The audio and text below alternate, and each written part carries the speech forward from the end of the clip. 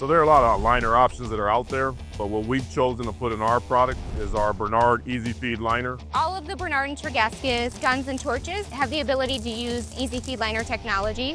What makes Easy Feed liner special is a corrosion-resistant coating that ensures smooth wire feeding throughout the gun. Easy Feed liner has a unique coil profile that allows us to keep the liner more rigid. Really great for difficult to feed wires like cord wires, even aluminum. It pushes great through Easy Feed liners.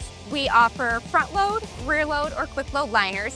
Front load, just as it sounds, you're going to install it from the front of the gun to the back of the gun. This is unique for our AccuLock S consumable. Rear load comes standard in all of our handheld MIG guns from Bernard. That's for wires 035 up to 1/16. Quick load Easy Feed liners are specific for our automation torches. They install from the front of the gun, so liner changes are quick and easy, and you'll get back to welding quicker. It's really about making sure that your wire stays straight and it gets to the weld puddle unimpeded so that you can make a high quality weld each and every time.